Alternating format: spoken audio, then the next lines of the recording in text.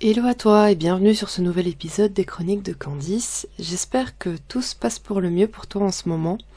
et que tu profites bien de tes vacances si tu es en congé. Et si c'est pas le cas, gros soutien à toi si tu travailles ou que tu dois étudier pour la deuxième cesse. Alors, dans les deux premiers épisodes du podcast, je t'ai parlé de sujets complètement différents, mais qui détiennent tous les deux un dénominateur commun, qui est les émotions. Et il faut savoir que lorsque je tourne mes épisodes, je le fais en impro total, sans préparation, et je me laisse simplement guider par mon inspiration du moment. Et au fur et à mesure que je tourne mes épisodes, je me rends compte que, au final, tous tournent autour de ce sujet-là, des émotions, mais sous des formes différentes, avec des aspects différents, dans des domaines différents, mais tout conjoint vers ce sujet-là qui est les émotions. Et en effet, je pense que les émotions y régissent une grande partie de notre vie et qu'elles sont même importantes à prendre en compte si on veut apprendre à mieux vivre avec nous-mêmes, à mieux gérer notre quotidien, à mieux se gérer soi-même aussi, dans nos relations avec les autres, dans notre relation à nous-mêmes. Alors, une fois n'est pas coutume, dans cet épisode-ci, comme tu as pu voir dans le titre, on va parler encore une fois des émotions, mais de façon beaucoup plus directe. Je voulais aller directement à l'essentiel à propos de ce sujet par rapport à cette phrase qu'on peut souvent lire ou entendre sur des pages de développement personnel, sur des comptes spirituels ou ésotériques, dev perso encore une fois, que ce soit sur Facebook, Instagram, sur des blogs, dans des magazines, peut-être même dans des livres, je ne sais pas. Donc tu as sûrement déjà pu entendre ou lire quelque part qu'il fallait prendre nos émotions comme des alertes et non pas comme des messagères, sans avoir forcément plus d'explications concrètes derrière sur cette phrase pour te permettre de comprendre en quoi ça consiste exactement et de comprendre la subtilité qu'il peut y avoir entre ces deux mots. Donc aujourd'hui, c'est ce que je vais venir creuser avec toi pour mieux comprendre qu'est-ce qui se joue derrière cette phrase et concrètement dans la vie courante à quoi ça peut ressembler pour que tu puisses au mieux saisir ce concept et comment l'utiliser en fait. Dans un premier temps, pour revenir dans le sens littéraire des mots, lorsqu'on parle d'une alerte, ça fait référence en général à un avertissement, un signal qui nous est donné, quelque chose qui doit éveiller notre attention, tandis qu'être messager, ça fait référence plutôt à annoncer quelque chose, à annoncer une suite logique, une anticipation, un événement qui va survenir suite, ou en tout cas une information qui va survenir suite à cette annonce. Donc il y a déjà une différence, même si elle est subtile, entre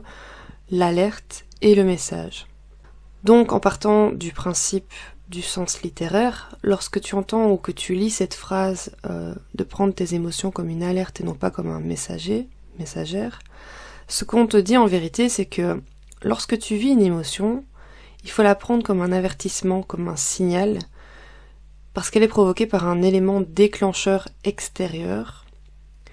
qui vient te dire que quelque chose est ok ou non pour toi. Donc, elle vient t'indiquer en fait si quelque chose est aligné à tes valeurs, à toi, tes principes, à ton authenticité en fait ou non. Et donc, il ne faut pas la prendre comme un élément déclencheur en elle-même, l'émotion, ou comme quelque chose de déterminant pour pouvoir prendre tes décisions ou baser un avis sur la situation, ou prendre position sur un sujet, ou émettre une croyance. Je vais te donner un exemple. Tu te mets en colère après quelqu'un ou par rapport à une situation. Plutôt que de te dire que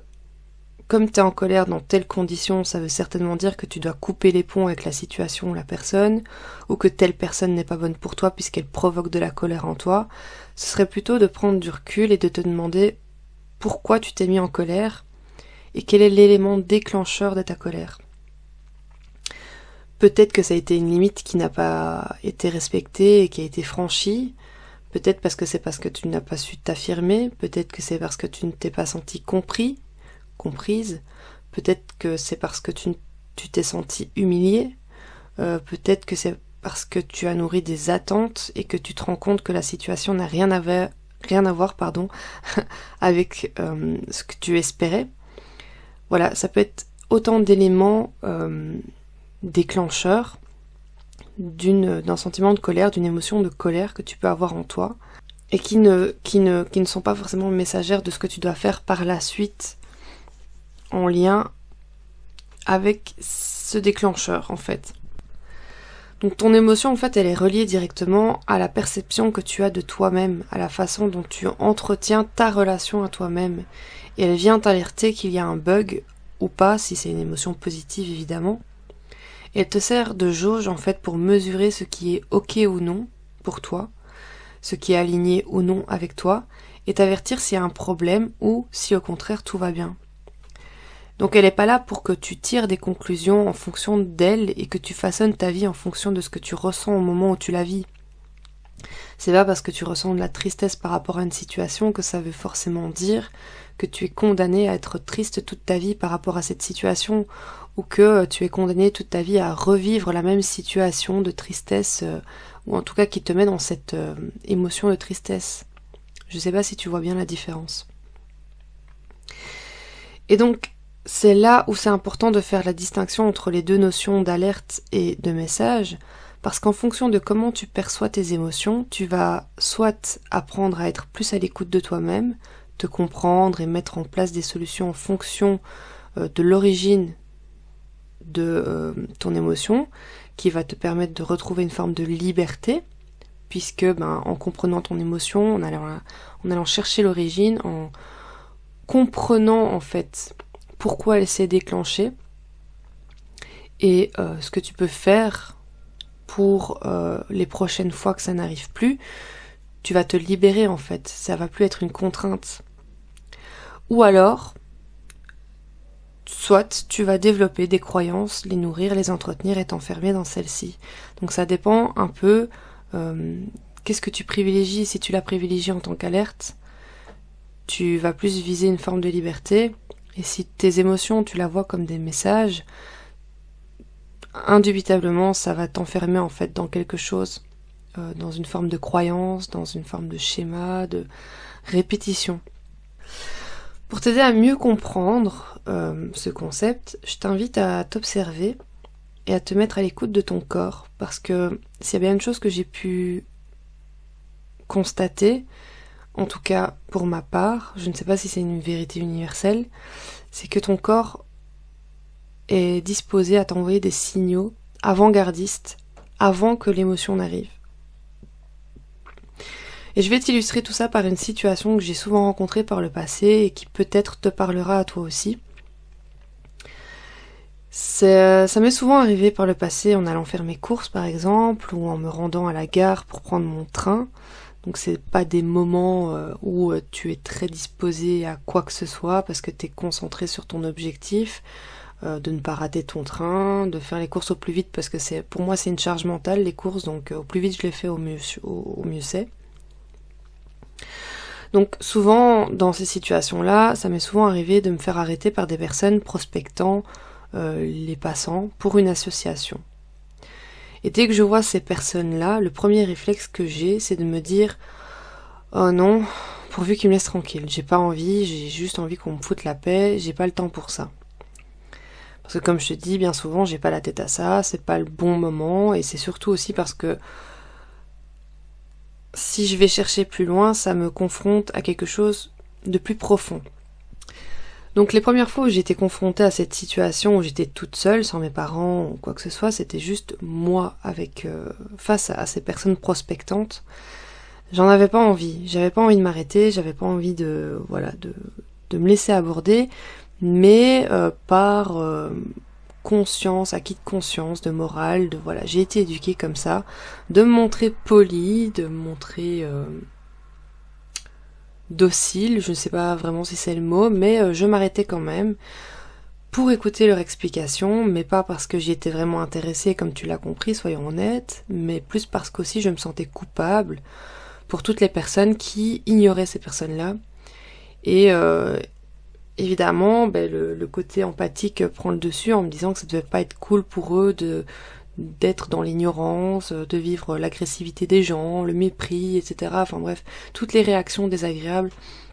que les gens peuvent avoir quand ils sont confrontés à une situation où ils n'ont pas envie d'être emmerdés en fait. Et je me mettais à leur place, je me disais que si ça avait été moi, j'aimerais pas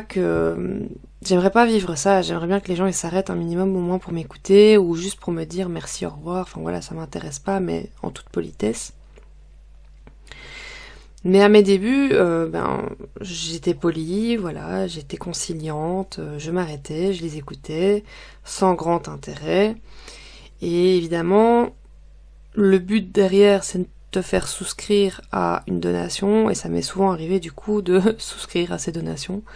parce que je me sentais mal pour eux, et pas parce que je me sentais réellement concernée par le sujet. Alors évidemment, on va pas se mentir, une fois que l'interaction était finie, que j'allais à mon train ou que j'allais à mes courses, et que je me retrouvais libre de penser par moi-même, voilà, qu'il n'y avait plus personne pour m'influencer, on va dire, je me confrontais à ressentir de la colère vis-à-vis de moi-même parce que je ne voulais pas de tout ça et que je me retrouvais avec un engagement, au final, indésiré. Et t'as beau te dire que t'as fait une bonne action et que tu peux être contente de toi parce que, voilà, tu t'as donné de l'attention à quelqu'un qui était là tout seul dans un coin, que t'as eu de pitié, ou que t'as fait une bonne action parce que tu vas donner ton argent à quelque chose qui a une cause en fait qui en vaut la peine, ça change rien à ce que ton corps te fait ressentir à ce moment-là et qui va à l'opposé de ce que tu veux te faire croire. Et donc ce que je veux dire par rapport à cet exemple-là, c'est que si j'avais fait attention à ce que mon corps me disait à ce moment-là quand j'ai vu ces personnes, à l'inconfort qu'il me faisait ressentir avant de me faire aborder et pendant, un confort qui entre nous était un signe précurseur qu'une émotion désagréable allait survenir si je poursuivais dans ce sens-là, j'aurais simplement pris le temps de leur dire bonjour et de leur dire que j'étais pas intéressée, en leur souhaitant une bonne journée et en continuant mon chemin. Sauf que là, mon inconfort ressenti, qui a ensuite laissé la place à de la culpabilité qui a grandi, puis, une fois toute seule, à de la colère contre moi-même de m'être laissé avoir, c'est ce qu'on se dit à ce moment-là, c'était une alerte pour m'avertir que j'allais être confrontée à un conflit intérieur et que comme je ne savais pas me mettre de limites à ce moment-là, si je voulais ne plus ressentir cette suite de sensations désagréables, de sentiments et d'émotions, il était nécessaire pour moi que j'apprenne à me fixer des limites et à les faire respecter. Là était l'alerte en fait. Donc plutôt que de vivre cette colère en me disant que je suis foutue et que de toute façon je me ferai toujours avoir par les autres dans ces situations-là et que je suis trop faible, que voilà, je n'ai aucune force de volonté, mais il a fallu que je comprenne d'où elle vient cette colère, que je fasse le chemin inverse et que je comprenne que c'est parce que j'étais incapable de mettre des limites et de m'affirmer par peur de faire du mal, par peur du regard des autres, que je me faisais avoir, entre guillemets, comme j'avais envie de me le faire croire. Donc une fois que j'ai compris ça, j'ai compris que j'étais responsable en fait de ce sentiment-là de colère et que ça n'avait rien à voir avec les autres, que j'étais responsable de ne pas pouvoir m'affirmer, de ne pas pouvoir mettre des limites. J'ai pris le temps de travailler sur moi pour apprendre à le faire, pour apprendre à poser des limites justes et saines, où l'autre ne sera pas lésé par de l'agressivité ou des comportements d'évitement de ma part, mais sera pris en compte avec mon propre cadre de restrictions, on va dire, de compromis, de limites. Donc voir nos émotions comme des alertes et non pas comme des messages vient concrètement rediriger le sujet sur notre propre responsabilité vis-à-vis de nous-mêmes, comme je viens de te dire, de nos schémas, de nos blessures, de nos failles, des comportements et des croyances qui peuvent en résulter, plutôt que de projeter cette responsabilité sur l'extérieur en la rejetant sur cet extérieur, en disant que c'est la faute à l'autre en fait, que les autres sont responsables de ce qu'on ressent, puisque ça demande à ce qu'on regarde en nous en fait, à ce qu'on plonge en nous pour cibler le point de départ de tout ça et apporter les ajustements qui sont corrects et nécessaires pour simplement mieux rectifier le tir et nous sentir mieux vis-à-vis de nous-mêmes quand on est confronté à des situations et des personnes qui sont susceptibles de nous faire ressentir des émotions désagréables. Je sais pas si c'est totalement clair, mais le message est qu'on est responsable en fait de ces émotions-là, de ce qu'on ressent, et les autres, d'une certaine façon, n'ont rien à voir. Eux, ils sont juste les déclencheurs en fait, ils viennent juste appuyer sur le bouton qui va venir déclencher tout ça, mais c'est pas eux qui sont responsables à la base du pourquoi. Après, encore une fois, je pense que la dimension corporelle est très importante à prendre en compte si on y prête attention et qu'il y a des sensations qui peuvent être détectées, bien sûr, parce que le corps nous fait ressentir des sensations pour annoncer une suite, pour nous annoncer le type d'émotion auquel on risque de se confronter, si on poursuit les choses, l'interaction, la pensée. Parce que bon, je parle de situations avec d'autres personnes, mais bien sûr, ça peut être simplement à travers nos pensées. C'est plus difficile à rectifier, c'est plus difficile à observer et à mettre le doigt dessus parce que c'est nous avec nous-mêmes, nous avec nos pensées en fait. Et quand on n'est pas attentif à nos pensées, c'est compliqué de prendre du recul et de devenir acteur en fait, de devenir acteur, de venir changer les choses, de reprendre le pouvoir là-dessus. Après, je te rassure, que ce soit par rapport à une situation, une personne, ou par rapport à toi-même et tes propres pensées auto-sabotantes ou négatives que tu peux avoir, c'est tout un travail que d'apprendre à porter notre attention et notre conscience sur tout ça, et surtout de se conditionner à le faire. Parce que c'est pas le tout d'arriver à s'observer, d'arriver à observer ce qui se passe en nous, mais c'est d'arriver à prendre le pli et à se conditionner, à s'éduquer à ce que ce soit un automatisme. Alors clairement ça prend du temps, ça demande de l'entraînement, mais justement c'est tout comme un bon gymnaste en fait, c'est en prenant le temps de t'entraîner et de recommencer encore et encore, de t'exposer encore et toujours à des situations pour t'entraîner, que tu finiras par maîtriser l'enchaînement des figures, hein. Et à savoir quoi faire face à certains types de situations, que ce soit vis-à-vis de toi-même ou vis-à-vis des autres. Donc voilà, c'était pas un épisode très long, mais qui je trouvais important à faire, surtout quand les choses sont un peu confuses et qu'on a du mal à discerner la différence, la subtilité de certaines notions, surtout dans ce cas-ci. Donc j'espère que cet épisode t'aura aidé à mieux saisir, en tout cas, ce qui était sous-entendu lorsqu'on parle de prendre nos émotions comme des alertes et non pas comme des messagers, et que ça t'aura donné l'envie et l'inspiration peut-être de procéder à ce petit exercice pour toi-même la prochaine fois que tu vivras une émotion désagréable par exemple, puisque bon, qu'on se le dise, c'est principalement dans ces cas-là, quand tu vis une émotion positive, t'as pas trop besoin de chercher derrière le pourquoi tu vis une émotion positive, parce que c'est tellement agréable que voilà. Mais voilà, et le but ici n'est pas non plus d'adopter des stratégies pour fuir et éviter nos émotions négatives ou désagréables, pas du tout. C'est simplement d'arriver à mieux les comprendre et d'arriver à une meilleure relation avec nous-mêmes en fait, une meilleure gestion de la vision qu'on a de nous-mêmes. En tout cas, je te remercie de m'avoir écouté jusqu'ici et d'avoir partagé ce moment en ma compagnie. C'est toujours un plaisir pour moi, en tout cas, de te partager ces sujets de réflexion. Si tu veux me suivre, je t'invite à te rendre sur Au Développement de Soi, tout attaché, sans accent, sur Instagram et sur Facebook, ou à te rendre sur mon site web qui est du même nom que la chaîne du podcast ici, donc leschroniquesdecandice.com. L'épisode étant terminé, je te dis à tout bientôt pour un prochain épisode qui sera, ma foi, intéressant si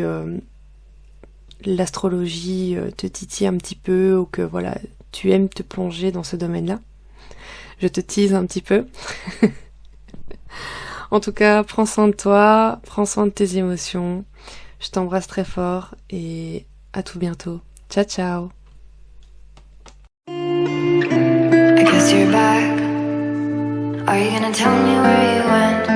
All the messages I sent with no reply. It's like that. You're just gonna walk into my room. I hate how you assume I'll take the pleasure and the pain, the sorrows in your brain.